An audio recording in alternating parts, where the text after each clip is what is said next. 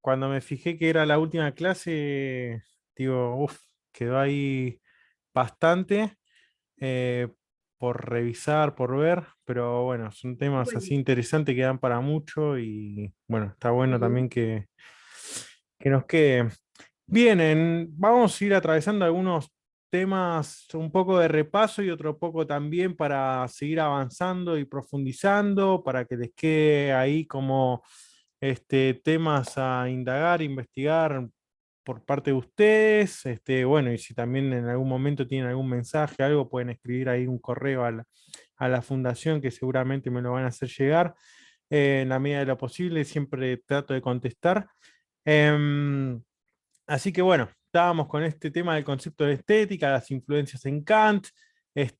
Bueno, que estética no era un área concreta, al menos en filosofía, y esto no se desarrolla en Europa hasta recién mediados del siglo XVIII.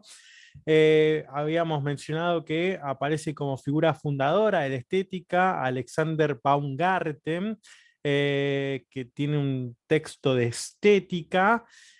La primera parte la publica en 1750 y la segunda parte en el 58. Este texto de Baumgarten yo lo tengo en italiano, me parece que el original es en latín, eh, y creo que no hay ninguna edición en español como para que puedan ir a leerlo. No sé si manejan algún otro idioma, pero bueno, son datos ahí. Es un autor fundamental para entender un poco a Kant también. Otro de los autores importantes es Hamann, que también tiene otro texto denominado Estética, y bueno, también publica en esos años, ¿no? 1762. Acá también el uso de estética estaba limitado al tema de los sentidos y no necesariamente a mencionar estética ligado a la belleza, al arte bello, bellas artes, etcétera, como nosotros fuimos mencionando a lo largo de las clases. Esto después también, esta cuestión de belleza de la naturaleza o belleza natural y después belleza del arte son posteriores. Y aparece a partir de estas influencias de Baumgarten y de Hamann, ¿no? Que después retoma prácticamente Kant en la crítica del juicio, crítica del discernimiento. Todas estas cuestiones que nosotros estuvimos hablando con respecto a esa palabra que era Urteilskraft, ¿no? Así que bien, seguimos avanzando acá. Bueno, el uso de estética en Kant propiamente, que aparece generalmente como estétisch, no como esthetic. Este estétisch como adjetivo en lugar del sustantivo esthetic, con el fin de demostrar que la crítica del discernimiento, que esta tercera crítica o esta crítica del discernimiento estético no se propone hacer de la doctrina del gusto una ciencia segura. Lo que tiene que ver con esto que estuvimos hablando nosotros con respecto a la estética es que los juicios de gusto no son juicios que están en vías del conocimiento o en pos del conocer. Es decir, que yo cuando digo, uy, me gusta esto o esto me parece bueno o aquello es bello, ¿no? Que son los distintos tipos de juicio de gusto, sobre lo agradable, sobre lo bueno, sobre lo bello, dando a entender Kant y explicando desde el comienzo de la tercera crítica que tanto los juicios sobre lo agradable y sobre lo bueno son juicios en los cuales uno tiene interés sobre la cosa, ¿no? Determinado plato de comida me gusta, me agrada, porque me parece rico y aparte no solamente porque tengo hambre, ¿no? Determinada cuestión, no sé, por ejemplo, me parece buena en tanto me sirve para determinado uso, ¿no? Determinada persona me parece buena porque en definitiva me es útil a mí para resolver X problema en el trabajo, por ejemplo. Ahí dice Kant, esos juicios de gusto, de por lo bueno o por lo agradable, son juicios en los cuales está aplicado un interés, por lo tanto no son juicios puros de gusto. Los que son acá se suma alguien más. Los que son juicios puros son en los que nosotros expresamos la belleza, ¿no? Que algo es bello. Ahí en ese juicio puro de gusto es sin interés. One interesse, dice Kant como fórmula. Bienvenido, Manuel. Estamos hablando de los distintos tipos de juicio de gusto, sobre lo agradable, sobre lo bueno, sobre lo bello. Dijimos que lo agradable y lo bueno implica interés y que el juicio puro de gusto es el juicio sobre lo bello, porque no hay interés alguno en eso, ¿no? Uno no va a sacar una ventaja sobre eso. Es simplemente la motivación, el juego reflexionante que a nosotros nos impacta en tanto espectador de chocar con esa obra, el encuentro con la obra. Por tanto, también, a medida que va explicando Kant, la belleza no es una propiedad de la obra, y al mismo tiempo también, algo que no sé si hemos mencionado, era esta cuestión de que la obra no es un fenómeno más y no es una cosa, una mera cosa ahí, ¿no? La obra de arte, en tanto forma parte de, del arte bello, está implicado con un espíritu, ¿no? Con ese movimiento interno, lo cual lo hace diferenciarse de una mera cosa. Por ejemplo, Heidegger, en Ser y Tiempo, sin ir más lejos, cuando habla del, del ser humano y menciona que cada ser humano tiene el Dasein, ¿no? Ese ser ahí, estar siendo, que no es lo mismo, ¿no? Cada ser humano tiene su Dasein, no es que el Dasein es el ser humano. Eso lo explico, no me voy a poner a profundizar eso, pero muchas veces para intentar explicar que se entienda un poco más qué es el Dasein. Sí, no, el Dasein es el ser humano. Bueno, hay una diferencia ahí. Es lo que le permite la proyección a la comprensión preontológica o ontológica al ser humano, ¿no? Por eso esa apertura es la misma, esa apertura a preguntarse por el ser que tiene el Dasein, que tiene el ser humano, a partir de ese Dasein, es lo que va a encontrar Heidegger después en la obra de arte, ¿no? Esa posibilidad de apertura, de acceso a una visión, a una comprensión del ser. No sé a qué venía todo esto, pero bueno, a esto que justamente la obra de arte, entonces, si permite ese acceso a la comprensión del ser, no es una mera cosa. Por ejemplo, dice Heidegger creo que es la segunda parte de la segunda sección de Ser y Tiempo, cuando empieza a hablar del ser para la muerte y demás, dice, bueno, cuando está uno que fallece y está ahí, dice, nosotros no vemos ese cuerpo como algo, como una cosa ya, como que pasó del ser al no ser, o de existir a no existir más, y que se te aparece a vos como si fuera una mera cosa, sino que eso te sigue indicando tu modo de ser o tu ser más esencial, en tanto te muestra la finitud de la que forma parte de tu existencia. Entonces, no, dice, ese cuerpo no comparece como una mera cosa, como una mera cosa, sino que te está señalando todavía, te está hablando eso. Bueno, esa, en alguna parte, ese modo de comparecer de ese cuerpo, de ese Dasein, de eso que ya estaba ahí y ahora pasa al no estar, sucede algo similar con el tema de la obra de arte, en tanto no es una cosa ahí, como una silla, un escritorio, el celular, ¿no? Te está hablando, te está señalando, te está indicando cosas. Te puede estar mostrando la finitud o te puede estar comunicando de alguna manera con lo suprasensible, ¿no? Esta idea que nosotros estábamos marcando justamente, esta relación entre finitud y lo infinito, entre lo sensible que puede ser estar en contacto con la obra de arte, pero al mismo tiempo esa conexión con lo suprasensible, en tanto me está hablando de algo divino, de algo celestial, de algo más elevado, de algo que trasciende nuestra finitud, nuestra propia posibilidad.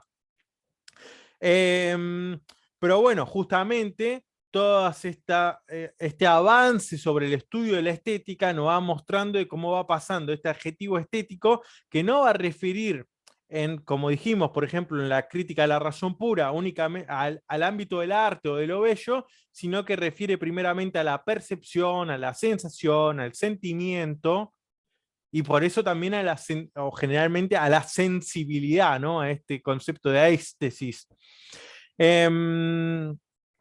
Después comienza a entenderse también esta estética en el sentido aistetón como crítica del gusto. Y esta crítica del gusto debe entenderse, debe comprenderse como una valoración. Esto que justamente, ¿no? Que después puede aparecer un Nietzsche diciendo, bueno, retomando esta idea de que el ser humano, el hombre, es la medida de todas las cosas, sí, bueno, justamente, ¿no? Esto de nosotros somos los que ponemos el valor a las cosas, y en este ejercicio del poder elegimos qué es lo que tiene valor y lo que no, qué es lo que más vale y qué es lo que no vale. Entonces ahí se empieza a decir, bueno, esa valoración de lo bello también va a tener una implicancia sobre el campo, sobre el ámbito de lo moral.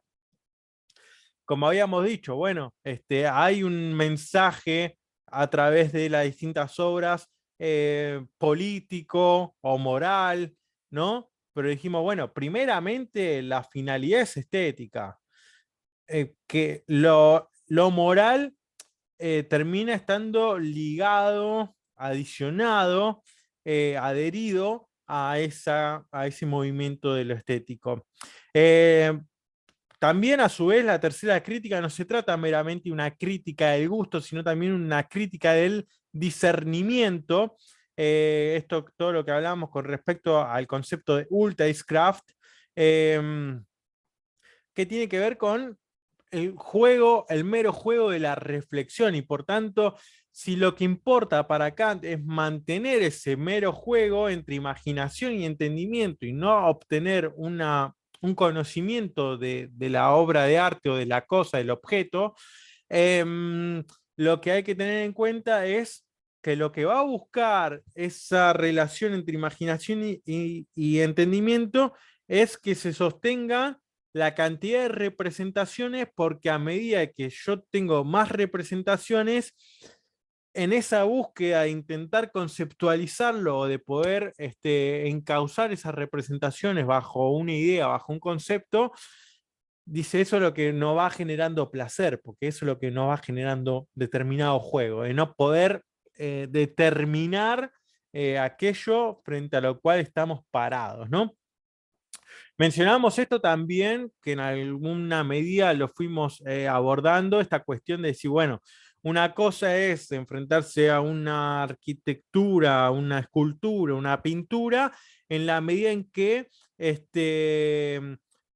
podemos ver la obra en su totalidad en un momento, y después las artes sucesivas en las cuales la música, la obra de teatro, etcétera, hay un juego no solamente espacial, sino temporal que interviene, y todo eso de alguna manera también nos va conectando de una manera distinta que las otras artes plásticas, porque nos exigen, y a la medida en que en tanto espectadores estamos tratando de interpretar y nos vamos eh, conectando con ese transcurso, con ese avance de la representación, también vamos siendo más copartícipes, más cómplices de todo esto que se va mostrando en escena, ¿no? A las ideas, porque bueno, en esta de enfrentarse a una pintura, listo, el impacto se da en el instante, con las otras se va generando como una suerte de complicidad en la cual nosotros vamos comprando todo lo que el poeta, la narración, etcétera, nos va transmitiendo a medida que va avanzando. Las ideas estéticas, bueno, esto que hablábamos también en alguna de las otras clases, acá les traigo ahí un resumen, el principio vivificante en el ánimo, ¿no? Das belebende Prinzip, es la facultad de la exhibición de las ideas estéticas. No recuerdo si, sí, me parece que yo lo mencioné, lo copio acá en el chat, la distinción entre Vorstellung, que era representación, ¿no? La Darstellung como exhibición, y después está la representación, em, que lo toman del latín, ¿no? La Vorstellung tiene que ver con una representación, pero también con una suerte, se utiliza incluso hasta como imaginación, ¿no? Ich stelle mir vor, la fórmula esa alemana, ich stelle mir vor, sería como me imagino En algo, ¿no? dativo, ¿Cómo? en dativo, Lucas, sí. Ah, En dativo sí, porque ich verstehe mich vor tiene otra significación, pero en dativo sí es me imagino. claro, claro. Efectivamente sí. Em, claro, porque con el mix sería como me posiciono en algo, ¿no? Iría, me parece más por ese lado. Em, entonces, bueno, tiene que ver con un proceso interior em, que es distinto a cuando, porque Kant juega mucho todo el tiempo con esto y en las traducciones se pierde un montón, entre el Vorstellung y el Darstellung, porque después, es decir, el genio, cuando tiene la idea, el proyecto de la obra que va a llevar a cabo, ahí hay una Vorstellung, ¿no? Ahí hay una representación de la idea. Y que incluso esa representación es lo que le permite que sea conforme a fines. Porque esta es la idea, ¿no? Si yo, este es el problema que entiende Kant. Lo siguiente, la, ese juego de las representaciones entre imaginación y entendimiento, esa reflexión que se va generando, no encuentra un concepto adecuado porque ya la obra de arte bella irrumpió con un montón de normas establecidas y de reglas establecidas para ser creada. Rompió con límites establecidos. Entonces, no hay límites, no hay leyes, no hay reglas para poder clasificar o calificar esa obra. Entonces, lo que sucede es que cuando me enfrento con eso, yo no tengo herramientas para poder conceptualizarlo, para poder aprenderlo. Entonces, eso es lo que me va generando una multiplicidad de ideas, una multiplicidad de representaciones. Al mismo tiempo, como no encuentro un concepto, algo que tampoco me permite conceptualizar eso y encauzar, poder ubicar a la obra, es que podemos decir que la obra de arte bella es un fin en sí mismo. Por eso habría que pensar también en algún punto esas suerte de interpretaciones de la filosofía como un arte, ¿no? Del filosofar como un arte, que es un fin en sí mismo. Esta idea de Aristóteles de que la filosofía no sirve para nada, en la medida en que, claro, dice, si nosotros dijéramos que la piedad de Miguel Ángel tiene una finalidad, y al contemplar esa obra o al ver esa obra, supiéramos cuál es la finalidad de esa obra, es decir, bueno, podríamos decir que o es agradable o es buena. Porque al saber cuál es la finalidad, sabemos el para qué de esa obra. Entonces, bueno, es para, no sé, para evangelizar o para generar una idea religiosa. Bueno, a partir de ese para qué, entonces nosotros podemos, si cumple o no cumple las expectativas. En la medida en que más cumple, también tenemos una idea de perfección, es decir, bueno, Entonces podemos generar estadísticas, resultados, etcétera, ¿no? A partir de ese para qué y de la efectividad o no efectividad que cumple esa obra. La cuestión es que son sin para qué. No hay un para qué ahí. Sin embargo, en el genio, en la producción del genio, hay una idea estética. Esta idea estética, esta representación que se imagina, es como dice Kant, y esto es, presuponemos, ¿no? El Voraussetzungen, ¿no? Esta idea de presuponemos que pone un concepto y esta idea de conforme a fin. Hay una finalidad formal. Esto quiere decir que ese para qué, como que hace de cuenta de que hay un para qué. Hace de cuenta de que tiene una finalidad esa obra.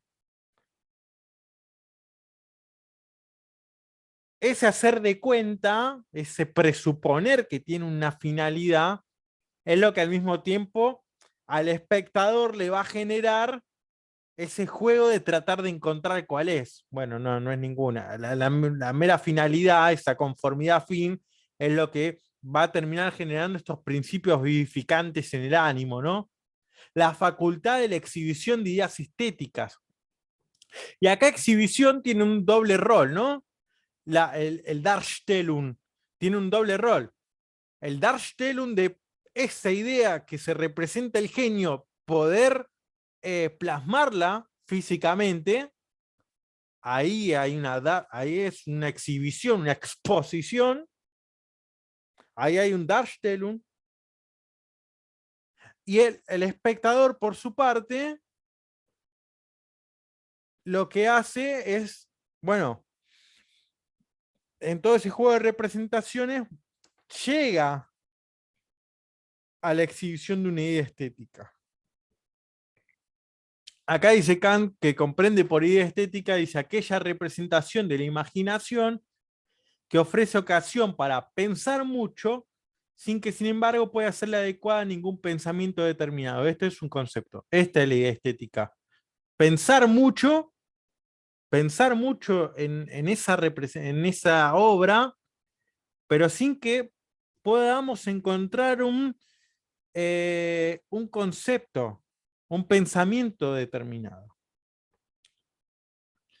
Eh, Después hay a medida que avanza la obra de Kant, hay también retoma esa confrontación entre ideas de la razón y las ideas estéticas, hace una comparación entre la idea estética, eh, cuando desarrolla, no sé si se abordaron en algún momento la tercera crítica, pero bueno, va mencionando el tema de las antinomias, cuando habla de la distinción dialéctica, y ahí dice, bueno, en la confrontación de las antinomias habla de esta idea del gusto, y bueno, dice, por un lado, que podría haber una comprensión de estética por medio de lo sensible, después las ideas de la razón, por eso que nosotros nos representamos, y va confrontando ideas de la razón con ideas estéticas.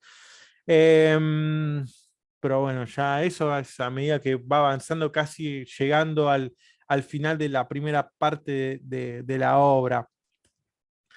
Después también esta idea con estética y moral, que nosotros fuimos mencionando a lo largo de las clases, esta estética y la moral se trastocan por medio del juicio de gusto, pero también mediante la producción del arte bello que realiza el genio. Hay una moral en tanto el genio, primero y principal, rompe con las reglas establecidas, o sea que se sobrepone a la costumbre, a la Überlieferung, a un montón de condiciones establecidas, a estas leyes, y justamente, ¿no? Porque en esta idea de dónde toma esa condición, ese derecho, el genio para poder irrumpir con esas normas. Es el don de la naturaleza, ¿no? Ese natua agave, ese don de la naturaleza. Entonces, ¿qué esto, no? Esa idea del sustrato suprasensible que menciona Kant, cómo juega ahí en ese don del genio.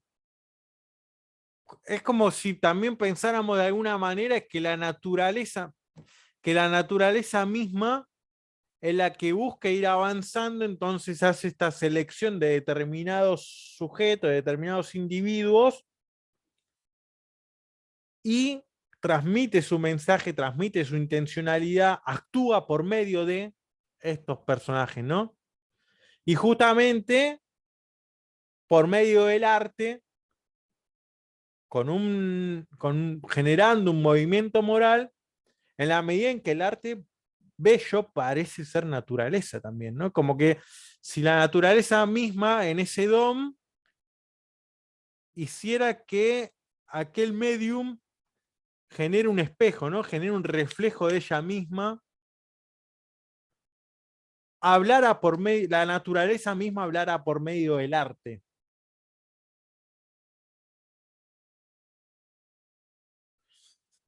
Y después esta idea, ¿no? Porque justamente después estaba toda esta discusión que nosotros mencionábamos, si hay que educar al espectador para poder apreciar ese mensaje estético, ese mensaje moral, o es tan fuerte, es tan impactante la obra de arte que aunque no haya una educación del gusto van a poder apreciarlo. Eso es un tema de discusión también.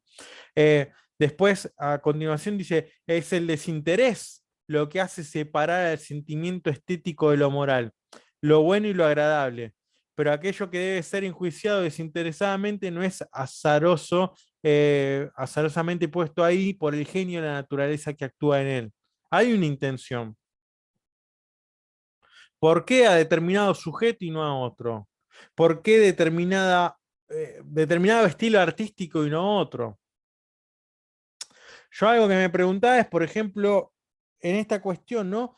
Parece, todas las artes tienen su mensaje, todas las artes eh, de alguna manera van generando todo este sentimiento de lo sublime, de lo bello, de un acceso a lo suprasensible, en tanto son arte bello en esto que menciona Kant, o como hablamos de Heidegger, que te predisponen a una comprensión del ser o una apertura al ser. Pero, ¿por qué, por ejemplo, si retomamos estos movimientos históricos y demás, ¿por qué pareciera ser que es el músico, en alguna medida, el que reúne y el que dirige al resto de las artes? O sea, si la tragedia, como la hipótesis de Nietzsche en el nacimiento de tragedia, ¿no? Era en su principio, en su origen era coro y nada más que coro. Y a partir de ese coro, de toda esa música, se empieza a sumar la palabra, ¿no? El mito. Al culto se añade el mito. Primero era Dionisos, y a eso como se termina haciendo una fiesta tan extática, incontrolable, desmesurada, o sea, fíjense esto, ¿no? Esta idea de lo estético, del movimiento fisiológico que genera el culto, que habla del éxtasis, de la embriaguez, etcétera, a lo que hay que, y a la mirada ética, moral, de la desmesura que genera Dionisos. La medida, ¿no? El valor de las cosas, la medida. Entonces, ¿qué viene a hacer Apolo? A mesurar, a contener, a retener ese desenfreno.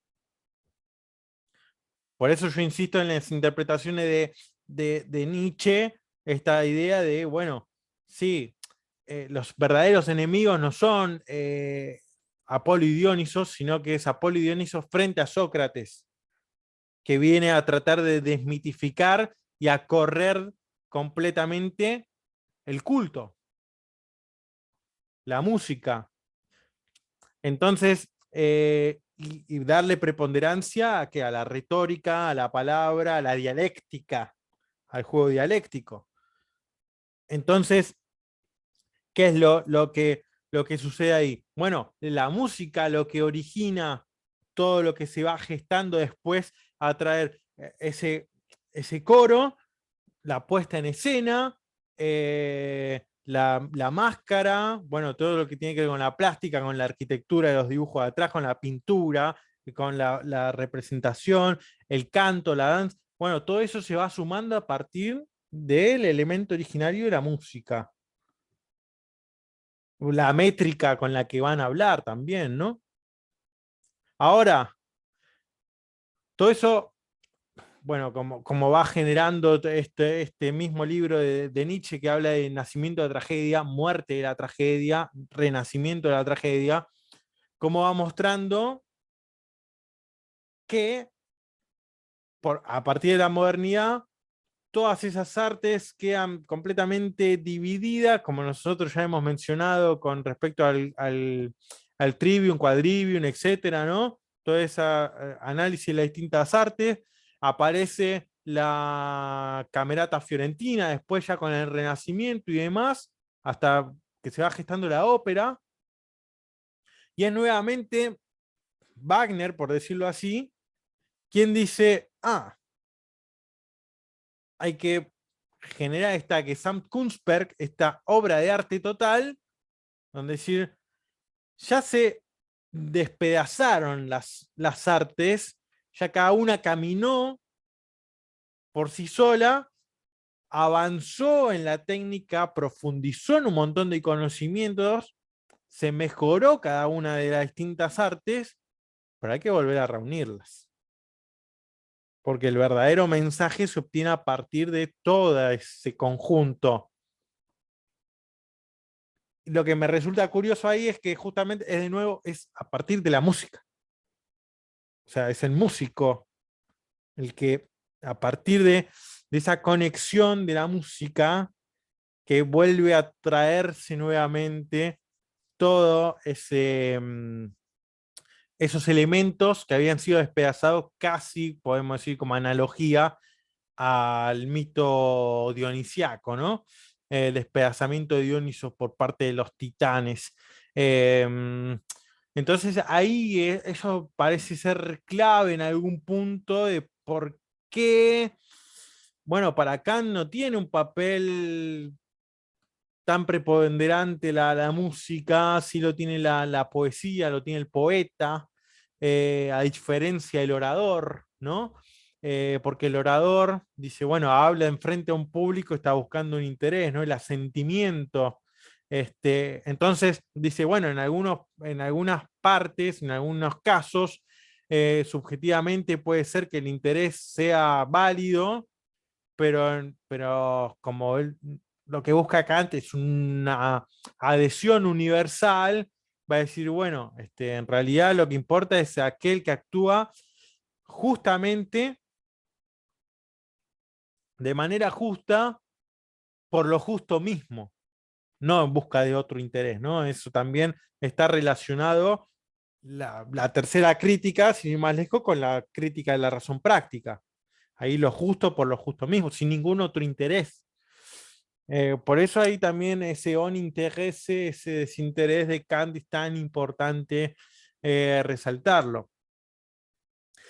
También, ¿no? Esta pregunta que nosotros nos fuimos haciendo es si hay un interés moral inconsciente que pulsa detrás del arte que exhibe belleza. Bueno, esto en Kant, porque si volvemos a hablar de Wagner, ahí hay un interés moral, pero no inconsciente, te lo ponen en la cara, ¿no? Si retomamos el mito, estamos hablando de un sentimiento nacional donde, o sea, el emperador y toda la burguesía que acude a eso, toda esa aristocracia también, debe sentirse parte porque de hecho son los que financian y apoyan económicamente todo el proyecto de Bayreuth. Entonces, o sea, hay un interés moral ligado ciertamente a lo estético. Y en algún punto también, ¿no? Esta idea de nuevamente a partir de, justamente sigue, continúa con este romanticismo en la medida en que es Schiller quien dice que a partir de lo estético queda ligado ese mensaje moral, ¿no? Em, Bien, algo que habíamos mencionado también sobre los distintos conceptos de genio en la historia de la filosofía, que del griego viene de eudaimonía, ¿no? Que se suele traducir como felicidad, bienestar, vida buena. Este, esa eudaimonía, eu como lo bueno y el daimon, ¿no? Ahí esa palabra que nos interesa más a nosotros como espíritu, que aparece, ¿no?, como un concepto central tanto en la ética y la filosofía política griega. Ese daimon en relación con la arete, con la virtud, la excelencia, y también con respecto a la frónesis, la sabiduría práctica. ¿Por qué? Nosotros sí hablamos, por ejemplo, en Homero, que aparece esta idea también de una divinidad indeterminada, eh, y también relacionado a la idea de fortuna, de suerte, de genio protector, ligado también a esta idea del destino, de la fatalidad, y también al rapto de inspiración que provocan las musas. Todo esto con la idea de la figura del daimon. Después en Hesiodo, cuando hable de los hombres de la Edad de Oro, si no me equivoco, es en la Teogonía, se había convertido, dice, por voluntad de Zeus en demones, ¿no? En daimons, que protegían a los mortales. Y ya va apareciendo también esta idea de dioses, de los daimon y los seres humanos, ahí como una figura intermedia de estos genios. Ahí eso es interesante. También vuelve a aparecer esa palabra en Heráclito y Parménides.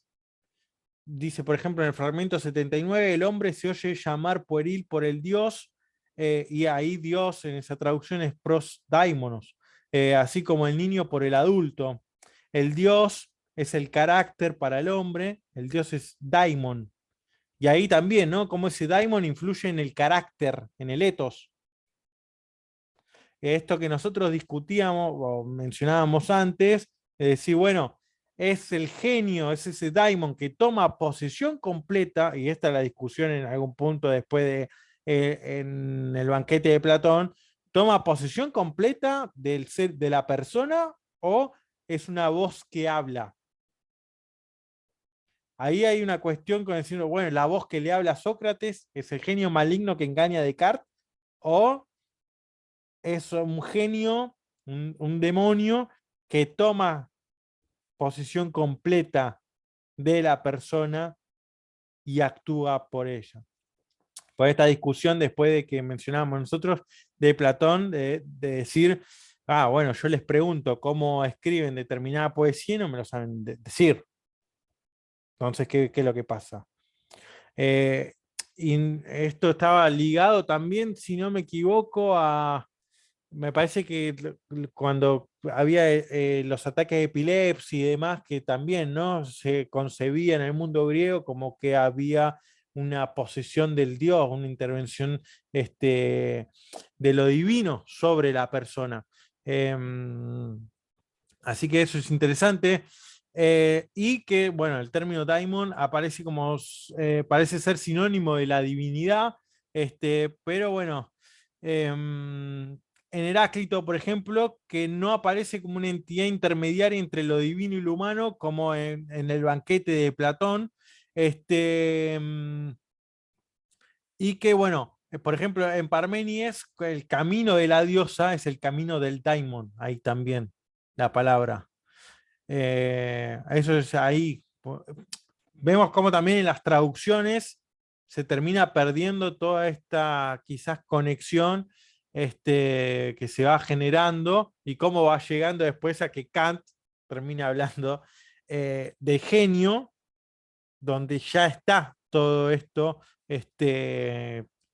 mencionado, trabajado. Bueno, en Sócrates, en la Apología, aparece, ¿no?, una cierta voz divina y demoníaca viene a mí, a propósito de la cual Meleto en su escrito dice, ¿no?, en la Apología de Sócrates, Platón en el banquete también dice que lo define como un ser intermedio entre los mortales e inmortales, que debía transmitir los asuntos humanos a los dioses y los asuntos divinos a los hombres. Las principales funciones de los demones era servir de guías a los hombres a lo largo de su vida y conducirlos al Hades. Entonces, bueno, también ya aparece toda esta idea de servicio, de guía, de hablar, de ir encauzando determinadas cosas, de llevar mensajes divinos. También esta idea de la naturaleza ahí interviniendo, el camino de la verdad, de la belleza, ¿no? Porque el camino de la diosa, este camino del daimon de Parménides, tiene que ver con lo eterno también, con el mundo de las ideas. Porque pensemos esto, a ver, no está tan lejano, o no sería, no está tan lejos de Platón, Kant, si nosotros decimos, ah, bueno, el genio, ese don natural que le da, que tiene la persona y que le da ese genio, que concibe la idea, de ese proyecto que veníamos hablando antes, ah, bueno, ojo, porque si mencionamos o retomamos toda esa idea de Mimes y también de Platón, aparece esta cuestión de la idea original, perfecta, eterna, ¿no? Donde hago una copia, una representación sensible de esa idea, que ya no es tan perfecta como la otra, pero me conecta con esa primera idea, y en la medida en que despierto otro genio o otros espectadores, o crea escuela el genio, se van generando réplicas de esa primera, sensible, que a su vez remite a otra idea más originaria o más perfecta. Entonces, ahí no está tan lejos, si lo pensamos de esa manera, no está tan lejos Kant de Platón. Entonces, hay algo que... mmm, y esta idea también, ¿no? Que si en la... que si hay obra de arte bello, y es la obra tan importante y su mensaje es tan importante, independientemente de la cantidad de réplicas, de reproducciones que se hagan de esa obra. Es decir, pensémoslo así, ¿no? La Gioconda sería el cuadro tan famoso que es si no estuvieran la cantidad de réplicas y demás cuestiones que se fueron reproduciendo, imitando, generando a partir de ese cuadro. Entonces, son esas imitaciones, esas reproducciones, las que le dan también valor al cuadro, o el cuadro es independiente de ese valor. Eso es algo que no habíamos mencionado, pero es interesante también. Pues sí, bueno, en esto que mencionamos, y un paso más atrás, esto que mencionamos, la idea del genio puede estar buenísima, pero si no logra materializarla, estamos en lo mismo. Entonces, se sigue generando esa cadena de las copias, de la fotocopia, de la copia del garabato, de la obra original, y es original a partir de la otra idea. Todo esto también tiene que ver con los conceptos de mímesis y demás, que, que van abordando, bueno, estos autores. Este, mm, bueno, aparece en esta idea de los demones que sirven de guías y demás, que también en el banquete, ¿no? Que dice, ¿qué puede ser entonces Eros? ¿Un mortal? No, bueno, entonces dice, algo intermedio entre lo mortal y lo inmortal. ¿Y qué sé yo? Bueno, un gran demon, dice Sócrates. Pues también todo lo demónico está entre la divinidad y lo mortal. Interpreta y comunica a los dioses cosas de los hombres y a los hombres cosas de los dioses, ¿no? Cómo van apareciendo en distintos diálogos toda esta cuestión del daemon. Concepto de genio en la modernidad, bueno, Descartes en las meditaciones metafísicas, sin ir más lejos. Supondré entonces que hay no un verdadero Dios, fuente soberana de verdad, sino un cierto genio maligno, otra vez es demon, ¿no? Tan astuto y engañador como poderoso que ha empleado toda su industria para engañarme. Y ahí, aparte de lo que lo engaña a Descartes, los sentidos, ¿no? Entonces, la éxtasis, la sensibilidad. Esto que nosotros mencionamos en esta distinción entre el conocimiento superior, intelectual, racional, con respecto a ese pseudo conocimiento o conocimiento inferior que tiene que ver con el de los sentidos. Entonces, esa diferencia entre el idealismo, racionalismo y el empirismo, ¿no? Después, bueno, que aparece también todo un desarrollo del concepto de genio en el mundo como voluntad y representación, en los dos tomos, uno en cada apartado, y después cómo sigue también esta línea con los genios dionisiaco y apolinio que nosotros estuvimos mencionando recién en el texto de Nietzsche, ¿no? Que aparece en el nacimiento de la tragedia, pero bueno, lo dionisiaco podemos comprender que es un concepto que aparece a lo largo de... Se puede hacer una lectura de toda la obra de Nietzsche a partir de ese concepto, ¿no? Con sus diferentes matices y perspectiva de la cual Nietzsche lo va abordando. De hecho, cómo va cambiando el concepto de genio, hemos hecho un curso ya sobre el concepto de genio en Nietzsche, cómo va cambiando su mirada sobre el genio, ¿no? Un genio metafísico, después un genio más fisiológico, el filósofo artista que va postulando Nietzsche, etcétera, va dando distintos modos de esa genialidad. Y de hecho, como el concepto mismo de genio no alcanza y empieza a emplear este uso del espíritu libre, ¿no? Que también adquiere, toma esta mirada de la estética, de la creación artística, ya no implementada meramente en el campo del arte propiamente dicho, sino que hacer uno artista de su propia vida y convertir el mundo que lo rodea a uno también en una obra de arte, ¿no? Esa mirada también que tiene que ver más con la idea del espíritu libre.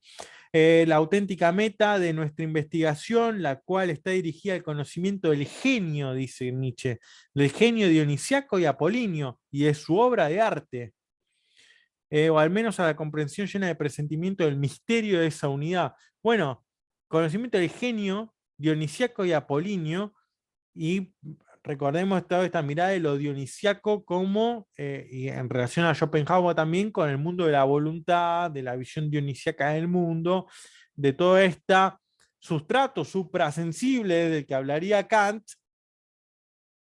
que estaría mencionando Kant en la tercera crítica, con respecto a Wagner, Schopenhauer, Nietzsche, que van a ir, Heidegger y después en adelante, que van a ir avanzando sobre eso que Kant no termina de abordar, que nombra ahí, que abre el campo para la interpretación, para profundizar, pero bueno, no se mete ahí, ¿no?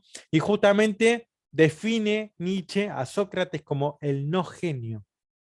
En esto que decíamos, en la medida en que avanza, en que en Nietzsche insiste en que la muerte de la tragedia es la muerte por suicidio, ¿no?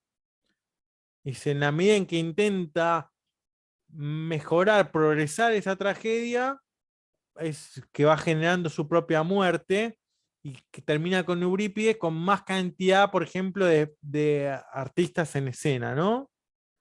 Entonces ya no termina siendo la representación de los sufrimientos de Dionisos en la escena, sino de una batalla dialéctica, de una explicación al público de lo que va a suceder, de ponerlo en contexto, de dar razonamientos lógicos de todo, ¿no? De vencer esa ignorancia. Entonces dice, bueno, ahí en esa lucha, en ese conflicto de palabra, de logos, Sócrates se muestra como el no genio. Porque va quitando todo lugar a la música, va quitando todo lugar a la imaginación, a la fantasía. Eh, Esto como, no sé, lo pienso así rápido, esto como que explica Rancière en algún punto de la crítica del maestro embrutecedor, ¿no? Más te explico, más te embrutezco, más ignorancia te genero, en tanto quiero hacerte todo explícito. Y justamente algo que va quedando retraído, aunque no desaparece, es eso del misterio. Eso que dice, o al menos la comprensión llena de presentimiento del misterio. Eso es lo que hay que resguardar. O hacia mmm, esta mirada también en algún punto del anillo del Nibelungo de Wagner, ¿no? Del oro, del Rin y todo. Bueno, esa música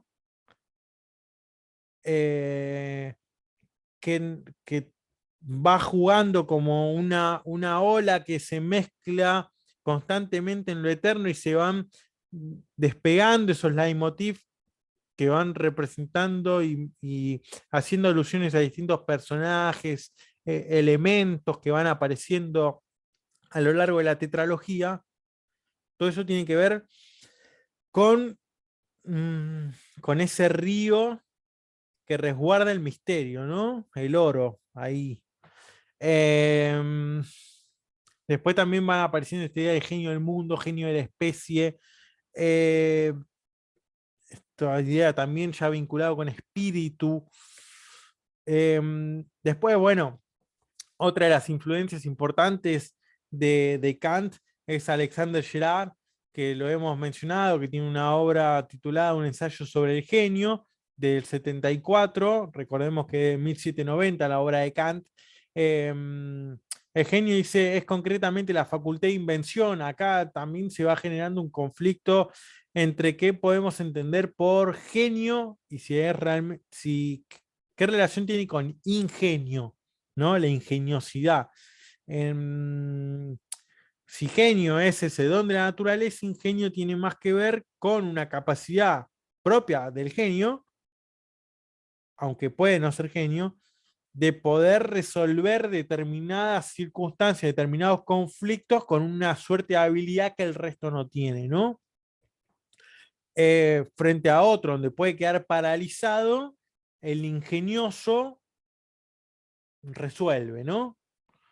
Y con justamente, ¿no?, esta característica, insiste tanto Gerard como Kant, de poder hacerlo de una manera rápida, ¿no? Eh, lo que significa aquello por lo que el hombre está eh, cualificado para hacer nuevos descubrimientos en ciencia, para, bueno, calificado, ¿no? Para hacer descubrimientos en ciencia, para producir obras de arte originales. Bueno, para Gerard hay genio para la ciencia y genio para el arte, cosa que para Kant hay únicamente genio para el arte. Eh, bueno, aparece todo el tema del gusto, juicio o el conocimiento de un hombre incapaz de invención. En el genio, dice, la capacidad de invención remite a la producción de obras originales. En el caso de Girard, la genialidad y la invención es aplicable tanto en el ámbito del arte como en la ciencia. Bueno, para Kant únicamente en el ámbito del arte. Nosotros dijimos que de la ciencia no, porque Kant dice, bueno, 2 más 2 es 4 y a partir de eso tiene una explicación lógica, racional, se pueden describir los detalles, el proceso y demás, entonces otro puede seguir continuando, avanzando con esos conocimientos, como menciona el de Newton. En cambio, en el arte, muere ese arte, muere con el artista. Después podrán venir otros que hagan otra cosa distinta, igual de genial o más genial que eso, pero lo de Dalí muere con Dalí. Una cuestión así, ¿no? ¿Qué más? Bueno, aparece todo el tema de la invención, y esta idea, ¿no? Que incluso el genio es capaz, hay detalles en las obras que hasta el genio es incapaz de suprimir, que quedan en ese proceso de creación, elementos que desfiguran la obra o que no coinciden plenamente con ella. Por eso quiere decir que a veces las proporciones en una obra de arte no son las adecuadas, no son las más armoniosas, sin embargo, en la obra misma quedan como ocultas, quedan como inmersas o forman parte de esa belleza de la obra. Y cuando carecen de ese espíritu, carecen de ese genio, en una obra que no tiene las proporciones adecuadas, parece ser que justamente no llama la atención, no atrapa, no fascina, ¿no? Entonces, cómo eso es lo que hace ese espíritu y el movimiento en el ánimo que genera esa obra en el espectador es lo que termina generando que una sea una obra de arte bello y la otra una mera copia, o una obra de arte de bello y la otra una mera obra de arte. Esto, ¿no? Que la vivificación despierta el sentimiento vital, ¿no? Ese Lebensgefühl que nosotros ya habíamos mencionado en alguna de las clases anteriores. Eso, movimiento, genera ese sentimiento vital, genera esa vitalidad, esas ganas de vivir, esa voluntad de vida. Em, con esto de que nos conecta con lo suprasensible. Em, por el contrario, en el caso de limitación, al carecer de espíritu, esto que mencionábamos, que muchas veces las obras de arte, las obras de arte que son imitación, que son copia, carecen de esta cuestión de Geist, terminan mostrando esta falta de sentimiento vital, esta falta de vivificación. Y quedan en evidencia los defectos, ¿no? Bueno, también Gerard describe las potencias intelectuales del genio, del artista, y esto va a aparecer en Kant, también tanto en la crítica del juicio como también en la antropología, van a aparecer muy fuerte, que tiene que ver con el sentido, con la memoria, con la imaginación y con el juicio. Lo más importante, o dentro de lo más importante, en lo que es sentido, memoria, imaginación, si yo les pregunto a ustedes, ¿cuál sería el más importante para Kant y para Gerard? Entre sentido, memoria e imaginación.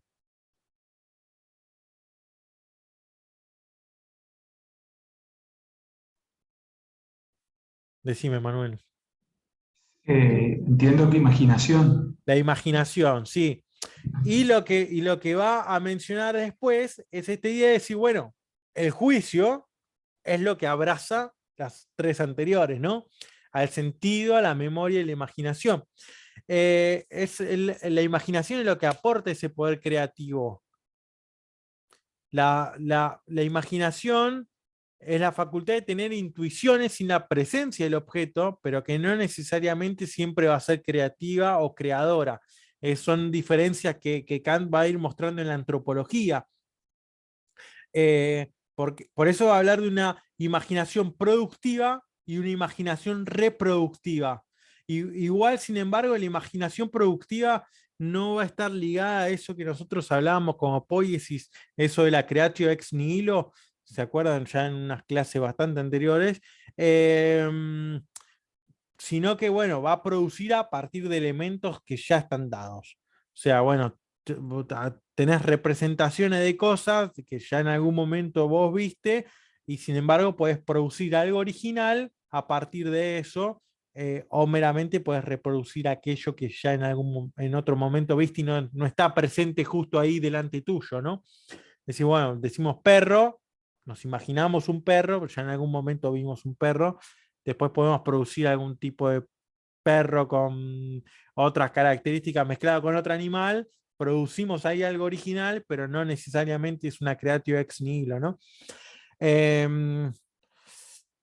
la originalidad en la producción es algo propio del genio, tanto para Gerard como para Kant. Gerard entiende que, a diferencia de la relación entre memoria y sentido, la imaginación expone las ideas como existencias independientes producidas por ella misma. Es algo que el sentido justamente, ¿no? Ese conocimiento sensible, necesito, bueno, puede ser necesariamente como el tacto de estar ahí tocando la cosa, o del olfato, que bueno, necesito igual cierta cercanía también con el objeto, con la cosa, la memoria, haber tenido también contacto, pero bueno, la imaginación es lo que me permite una cierta independencia en la producción. Gerard, bueno, afirma que el vigor de la imaginación es lo que lleva a la invención, pero el entendimiento debería siempre conducir a esa imaginación. En esta idea, si quieren, tómenlo y si no lo pueden dejar, en esta idea de lo apolíneo y lo dionisiaco, eso dionisiaco, siempre extático, siempre que va a la desmesura, que siempre quiere avanzar y por más, y tiene esta idea de relación después en Nietzsche con la idea de la voluntad de poder, incluso, pero con la vida, con lo vital, con lo enérgico, dice, bueno, está bien. O sea, si no se le pone un freno a eso, va a la desmesura. Entonces dice, bueno, aparece el entendimiento, como esta idea de Apolo, a retener un poco, a encauzar eso, a conducirlo y ordenar sus movimientos. Ahí se puede hacer también, ¿no? Un poco ese juego. Eh, Solo el juicio, bueno, dice, va ejerciéndose constantemente a sí mismo junto con la fantasía, lo que vigila, examina las ideas, va graduando, garantiza que está la dirección hacia los fines que se proponen. La imaginación es una facultad tan desenfrenada, dice Girard, por su propia naturaleza que debe ser acostumbrada a la disciplina de la razón antes que pueda llegar a ser lo suficientemente dócil y manejable para una correcta producción. Es decir, si se deja la imaginación como dueña y señora de estas facultades, de estos procesos, el genio no va a crear nada. Kant aparece esta idea en la medida de decir, bueno, el genio tiene la idea, tiene la fuerza y demás, pero si no se le pone, si no tiene escuela, si no tiene técnica, ¿no? En eso insiste Kant. Si ese genio no tiene escuela, no tiene técnica, queda en la nada. Se pierde, naufraga ahí en el mar. Entonces ahí también, con esta idea, que este proceso intelectual, la imaginación tiene que estar disciplinada.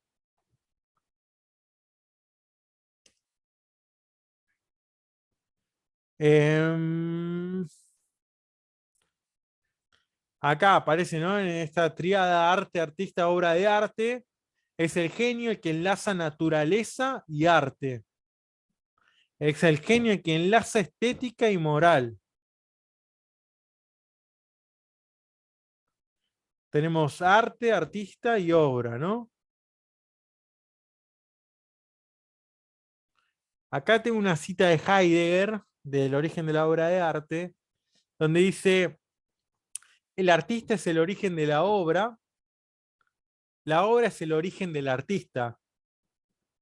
Ninguno puede ser sin el otro, pero ninguno de los dos soporta tampoco al otro por separado. El artista y la obra son en sí mismos y recíprocamente por medio de un tercero que viene a ser lo primero y fundamental y más importante, aquello de donde el artista y la obra de arte reciben su nombre, el arte, ¿no? Este juego hermenéutico que va haciendo Heidegger ahí. Y después otra cita dice, bueno, en el gran arte, Heidegger no creo que, no recuerdo que hable de arte bello, pero bueno, él habla del gran arte. El artista queda reducido a algo indiferente frente a la obra, casi un simple puente hacia el surgimiento de la obra que se destruye a sí mismo en la creación. Esto que nosotros nos preguntábamos, ¿no? La medida en que va creando y va adquiriendo espíritu esa obra, se hace independiente del artista, ¿no? Podemos decir, nos confrontamos con distintas obras o escuchamos, no sé, una pieza de Paganini y decís, bueno, me fascina y no sabés que es Paganini. Y así con, no sé, un cuadro, una pintura, lo que sea, decís, bueno, me encanta. Y esa acción ya es independiente, esa reflexión, ese juego, ya es independiente de quién es el artista. Em, que no es necesariamente reconocerlo, ¿no? Por eso también en algún punto decir, bueno, la genialidad de determinados artistas no siempre está impuesto en la misma proporción en cada una de las obras. O también encontramos que mucha, cada, en muchos artistas es como que van trabajando las mismas temáticas o dos o tres temáticas que van convergiendo, van apareciendo, reapareciendo, reinterpretándose hasta que llegan a una obra de arte última, donde todos esos elementos adquieren una profundidad, una intensidad, ¿no? Como si yo dijera, bueno, toda, desde la primera obra de Dostoyevsky, la primera novela que va imitando a escritores anteriores, hasta los hermanos Karamazov, van apareciendo un montón de elementos que van siendo repetitivos ya en Los demonios, Crimen y Castigo, El idiota, en Memoria del subsuelo, etcétera, pero la gran obra, Los hermanos Karamazov. Ahí, ¿no? Como si dijera, bueno, de hecho, en Wagner, ¿no? Un montón de elementos de las óperas anteriores van apareciendo y convergen en El anillo del Nibelungo. Escritos o reflexiones de Goethe aparecen en Fausto. Así, ¿no? Como que van dándose esas cuestiones también y tienen que ver un poco con el genio y la ingeniosidad y con una preocupación, un sentimiento propio de ese artista, porque es algo ahí también, ¿no? Es un afecto que lo marca y que van por esa vía, ¿no? Por eso a veces pasa mucho también que si bueno, uno comienza a leer a un escritor o lo que sea y ya después de dos o tres termina siendo medio repetitivo. eh, y encuentra también en determinadas obras que son, no sé, por ejemplo, esta idea, ¿no? Que mencionaba, ¿por qué Crimen y Castigo? Si ya pones ahí en cualquier dos clics y ya sabes de qué se trata, no implica igual todo el proceso de la lectura y todo lo que va generando en el lector la experiencia de atravesar por esa obra, aunque uno ya sepa cómo termina. Y sin embargo, esa genialidad, ese ritmo, todo un montón de elementos y características de esa obra no se repiten muchas otras que son del mismo autor y que capaz hay problemáticas y temas parecidos. Bueno, todo eso se va generando también ahí un poco entre los distintos artistas, cómo van jugando también con las distintas composiciones de las obras. Así que, bien, llegamos hasta acá y si les parece abrimos ahí unos minutos para ir intercambiando y bueno, les agradezco también por estar acompañándonos hoy en esta clase.